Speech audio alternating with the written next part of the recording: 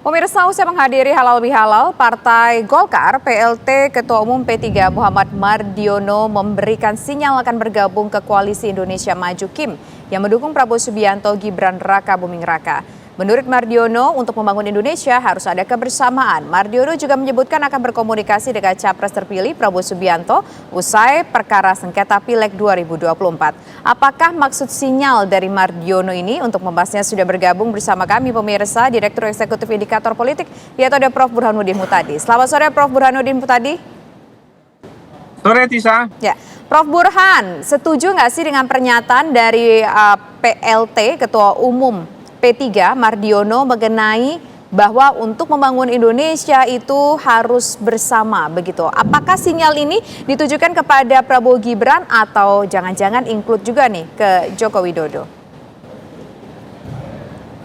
Iya, jadi pernyataan PLT Ketua Umum P3 Mardiono itu ditujukan kepada dua belah pihak sekaligus.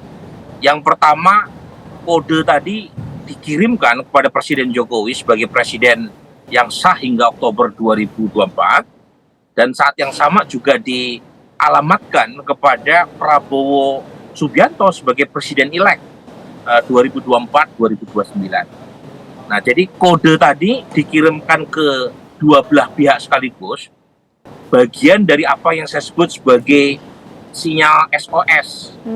Jadi yang disampaikan oleh P3 agar mereka yang dikirimkan kode tadi membantu secara langsung atau tidak langsung agar P3 lolos dari lubang jarum parliamentary threshold 4%. Jadi jangan lupa P3 sekarang masih berjuang di Mahkamah Konstitusi agar perolehan kursinya di atas suara minimal ambang batas parlemen 4%. Nah, dengan mendekatkan diri pada presiden yang sedang berkuasa sekaligus presiden-elek, itu diharapkan P3 itu mendapatkan support untuk bisa lolos dari magic number 4% plus tadi. Ini penting karena bagaimanapun P3 di 2024 dalam Pilpres kemarin itu masuk bersama koalisi yang kebetulan mendapatkan perolehan paling kecil. Dan kalau misalnya Pak Prabowo menangkap kode tadi, itu harapannya Pak Prabowo yang masih memerlukan tambahan kursi di parlemen agar koalisinya mendapatkan 50% plus 1, itu menangkap kode tadi dan kemudian memberi semacam support agar P3 lolos dari lubang jarum 4%. Sebab kalau P3 tidak lolos PT 4% bisa, itu suara P3 karena kalau PT artinya P3 tidak bisa menempatkan wakilnya di parlemen, dan secara politik itu nilai P3 menjadi berkurang untuk bisa menggenapi kekurangan suara koalisi Indonesia Maju di parlemen. Jadi itu kira-kira yang saya baca sebagai bentuk sinyal SOS yang dikirimkan P3 kepada Pak Prabowo agar P3 bisa diselamatkan dari kemungkinan hilang dari peredaran di parlemen. Ya, tapi kalau begitu siapa yang kalau kita lihat ini kan kalau dilihat Prabowo Subianto, Gibran Raka Buming Raka tentu membutuhkan dukungan lebih banyak parpol lagi. Tapi di sisi lain P3 juga tentu ingin masuk ke parlemen begitu untuk eksistensi politiknya. Tapi kalau dilihat dalam porsi sekarang ini, yang mana yang posisinya lebih kuat, yang mana yang mendapatkan lebih banyak keuntungan kalau berkoalisi? Kalau sekarang sebenarnya dua-duanya masih sama-sama membutuhkan.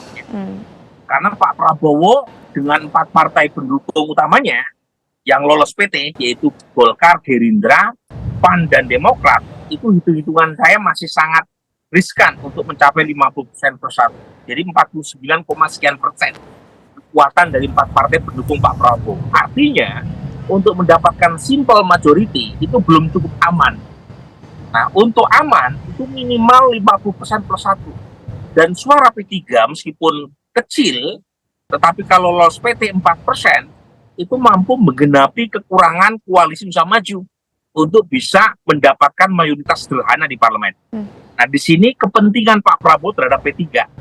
Tapi jangan lupa, yang pengen masuk ke dalam koalisi Indonesia Maju bukan hanya P3. Kita menangkap misalnya Nasdem yang makin lama makin menampakkan indikasi kuat untuk bergabung ke dalam kekuasaan. Dan kalau misalnya Nasdem masuk lebih awal ketimbang P3, itu artinya kebutuhan Pak Prabowo terhadap mitra koalisi baru seperti P3 itu menjadi berkurang drastis. Karena sudah ada Nasdem. Kalau Nasdem lebih duluan masuk. Dan jangan lupa, perolehan kursi Nasdem jauh lebih besar ketimbang P3. Jadi pada titik itu P3 dalam situasi yang sangat problematik.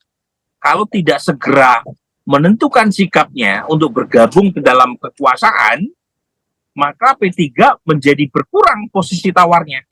Tetapi kalau misalnya P3 buru-buru masuk, tetapi belum jelas nasibnya, apakah lolos PT atau tidak, sebelum MK mengambil keputusan, harga P3 juga murah.